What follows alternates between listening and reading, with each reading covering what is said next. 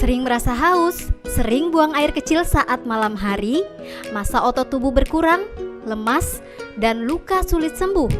Gejala tersebut jangan sampai Anda sepelekan ya pemirsa.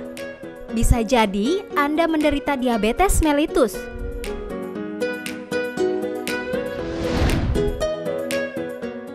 Diabetes mellitus, salah satu dari 3 penyakit penyebab kematian tertinggi di Indonesia. Data dari International Diabetes Federation 2020 menunjukkan Indonesia menempati urutan ke-7 dari 10 negara dengan jumlah pasien diabetes tertinggi. Penyakit metabolik yang sering juga disebut sebagai kencing manis ini ditandai oleh tingginya kadar gula atau glukosa dalam darah. Glukosa yang menumpuk di dalam darah akibat tidak diserap sel tubuh dengan baik dapat menimbulkan berbagai gangguan organ tubuh.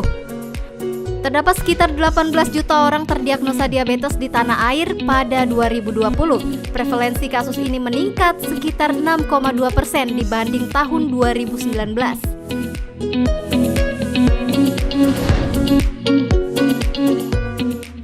Diabetes bisa menyerang siapa saja, baik pria maupun wanita, baik tua maupun muda. Tak terkecuali artis dunia seperti Tom Hanks, Nick Jonas, Randy Jackson, dan seperti salah satu artis tanah air, Dorce Gamalama. Ia sempat menjalani perawatan intensif karena penyakit diabetes. Nah, jangan sampai diabetes merenggut manisnya kehidupan Anda ya pemirsa. Lalu bagaimana jika kita hidup dengan diabetes? Apa saja perawatan yang harus dilakukan? Simak jawabannya di Hidup Sehat hari ini.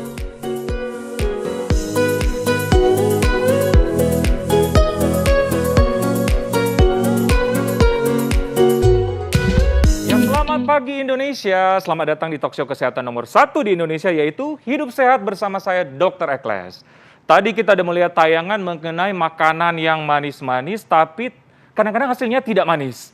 Salah satu hasilnya adalah penyakit gula darah atau diabetes mellitus, dan banyak tokoh-tokoh dunia ataupun tokoh-tokoh di Indonesia yang mengalami hal seperti itu. Salah satunya adalah Bunda Dorce. Nah, untuk membahas soal itu, di antara kita sudah ada expertnya nih. Dr. Wisman dari spesialis penyakit dalam konsultan gastroenterologi hepatologi. Benar ya, Dok? Bukan. Oh, bukan? Endokrin metabolik diabetes. Endokrin metabolik. Kita lagi bicara diabetes, bukan bicara perut bukan gastro. Oke. Ini karena manis-manis nih tadi udah lihat dokter. Oke, menarik banget dokter terkait dengan Bunda Dorce yang mengalami diabetes dan bisa merenggut ternyata manisnya kehidupan dokter. Betul. Nah, ada fakta mitos nih yang beredar di masyarakat. Penyakit diabetes adalah penyakit keturunan. Fakta atau mitos? Fakta. Itu harus kita pastikan dulu memang dia adalah penyakit keturunan. Cuman salah satu yang harus kita bahas ini adalah keturunannya bukan bapak terus ke anak perempuan, ibu ke anak laki-laki, enggak gitu ya. Jadi kalau orang tua kita ada yang diabetes, siapapun itu bisa menurun ke anak-anaknya. Ke anak-anaknya ya. Ya. Nah, dokter, berapa persen sih keturunan, misalnya yang mengalami diabetes, berapa persen dari keturunan yang mengalami diabetes otomatis? Misalnya dari orang tuanya ke anaknya berapa persen biasanya? Ya, kalau persentase itu sebenarnya kita nggak bisa pastikan. Kenapa? Karena sebenarnya ada faktor lain. Ya. Bukan hanya tentang keturunan bapak ibu kita atau nenek kita ada diabetes, terus kita pasti diabetes, nggak gitu. Tetapi yang lebih berperan sebenarnya adalah pola hidup. Benar. Jadi kalaupun kita punya keturunan tapi pola hidup kita baik, pola badannya dijaga kayak Dr. Ekles begini ya. Dr. Ekles ya? Iya, contoh ya gitu. Kalau kayak gini terus ya nggak apa-apa, insya Allah ya. Semoga nggak kena gitu. Karena pola hidup memegang peranan lebih besar untuk mendapatkan diabetes dibanding hanya keturunan. Oke. Dokter, ini menarik banget. Diabetes kan yang kita tahu bersama ada 2 tipe ya.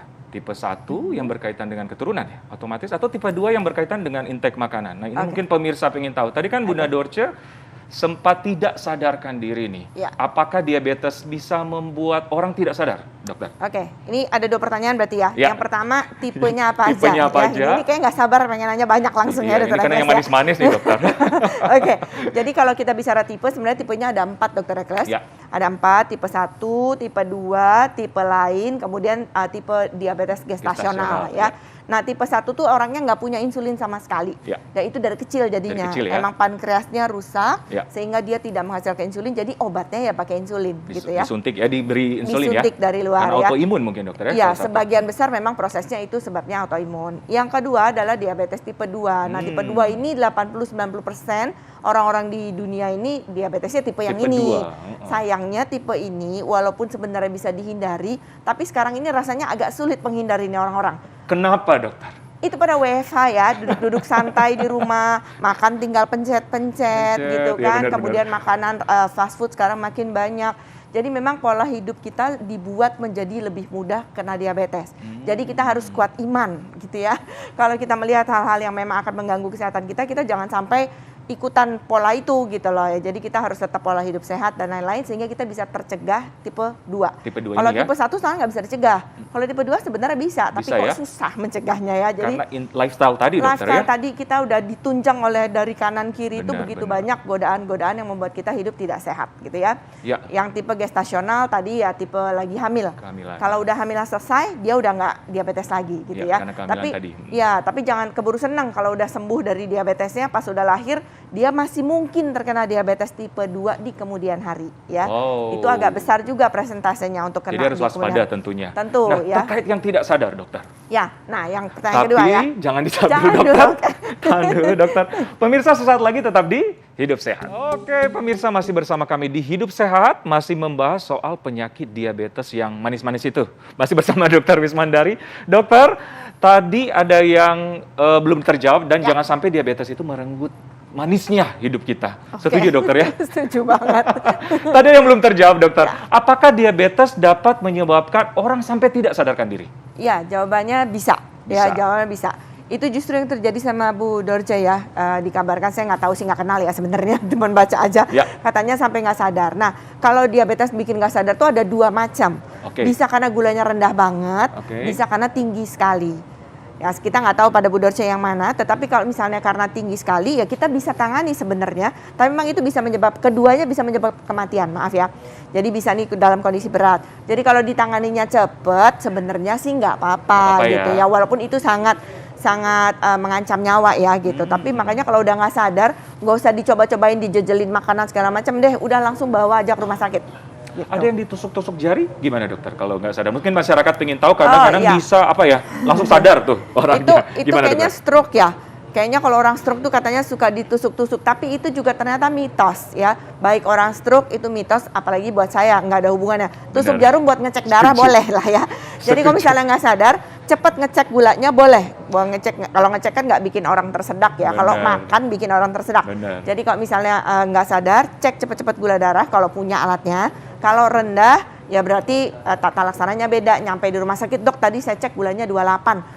Dokternya bisa cepat bertindak. Langsung cepat bertindak. Tapi dok tadi di rumah gulanya 400, nah itu beda lagi. Beda lagi Gitu. kasusnya. Betul, tapi Iya. dua-duanya bisa nggak sadar. Oke, dokter, menarik banget. Ada fakta mitos selanjutnya nih dokter. Oke. Jika diabetes diabaikan, dapat alami luka di tubuh yang tidak kunjung sembuh. Fakta atau mitos? Fakta.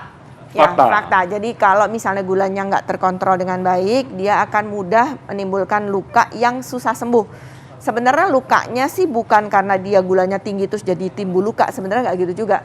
Cuman misalnya kesandung gitu ya, Ya. kesandung ada luka, nah Ada itu luka. jadi susah sembuh Ya. gitu loh. Kenapa tuh dok? Karena gini, kan komplikasi pada diabetes itu adalah di pembuluh darah. Benar. Nah, kualitas pembuluh darahnya jadi nggak bagus. Sirkulasi berarti ya? Alirannya betul, aliran ke tempat mana-mana nggak bagus. Benar. Kalau lukanya di ujung bawah sana, Apalagi di paling dari ujung ya. jantung ke situ kan jauh banget ya kan, yang ngedarin jantung harusnya ya. Nah, kalau ngedarinnya dari jantung ke situ nggak sampai, ya lukanya nggak sembuh-sembuh. Setuju. Supaya sembuh kan darahnya ke situ harus bagus ya, Dokter Ekles ya. Gitu. Setuju dokter. Oke, ada fakta mitos selanjutnya lagi dokter. Ya.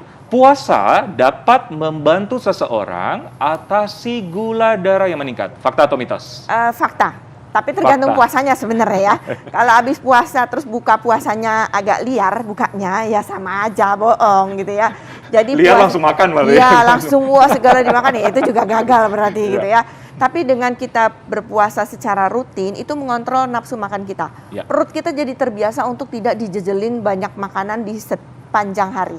dan itu akan bagus mengontrol kita secara mindset, tetapi juga secara perutnya, dan itu akan lebih bisa mengontrol gula darah dengan baik. Tapi ingat ya, kalau puasa pakai obat diabetes, pakai insulin ataupun obat tablet, itu harus di-adjust dulu, harus disesuaikan obatnya.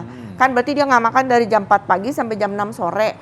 Nah, obatnya tuh harus diturunkan dosisnya, seperti itulah ya. Harus disesuaikan. Ya, memang harus dalam keadaan terkontrol. Harus terkontrol, ya, betul. Berkonsultasi dengan tenaga medis, dokter tentunya. Betul. Oke dokter, fakta mitos selanjutnya nih dokter.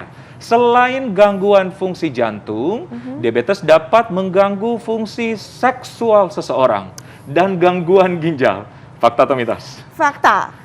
Itu sebenarnya fakta. Faktanya ini banget ya, fakta. Gitu. Jadi memang diabetes itu sebenarnya nggak bikin gejala apa-apa, diabetesnya saja. Tetapi komplikasinya yang bikin gejala, Dok. Komplikasinya ini bisa ke semua organ, kemana aja. Tadi jantung iya, ginjal iya, mata iya, kulit ya, areanya Dr. Ekles nih, kulit itu juga gitu ya. Terus kaki ya, ke saraf itu semua kena. Salah satunya kalau tadi kita ngomong disfungsi ereksi ya, itu bisa karena gangguan di pembuluh darahnya, alirannya nggak bagus, tetapi juga sarafnya juga terganggu.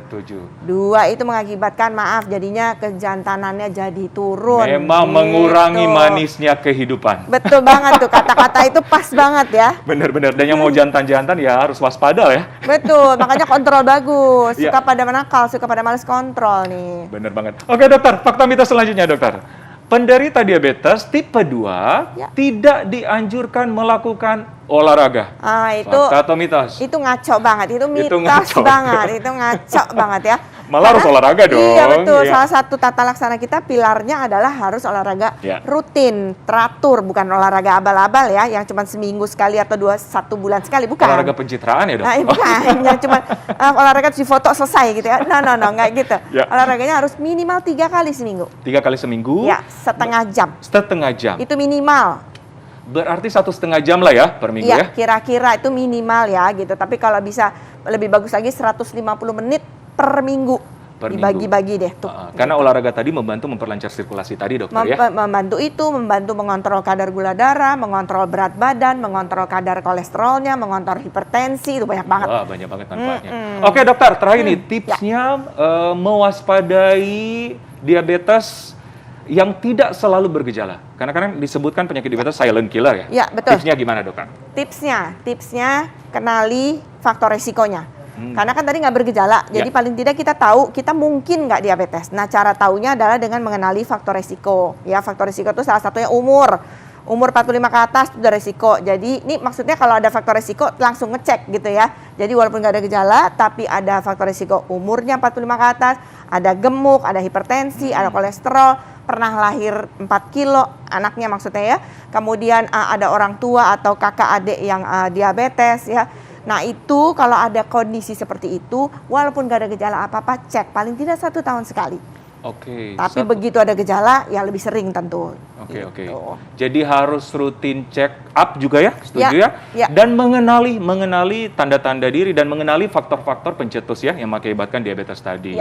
Pola hidup yang sehat deh, setuju dokter ya? Setuju banget, itu nomor 1. Terima kasih Dokter Wismandari atas penjelasannya yang luar biasa dan begitu jelas. Dokter, tadi kita sudah membahas mengenai olahraga dapat juga membantu mengurangi diabetes membantu macam-macam, banyak sekali yang berbagai terbantu. Penyakit. Iya betul. Nah, kita akan olahraga bersama nih pemirsa dengan alat-alat yang atau barang-barang yang ada di rumah. Kita bisa maksimalkan. Mau tahu selengkapnya sesaat lagi, tetap di Hidup Sehat.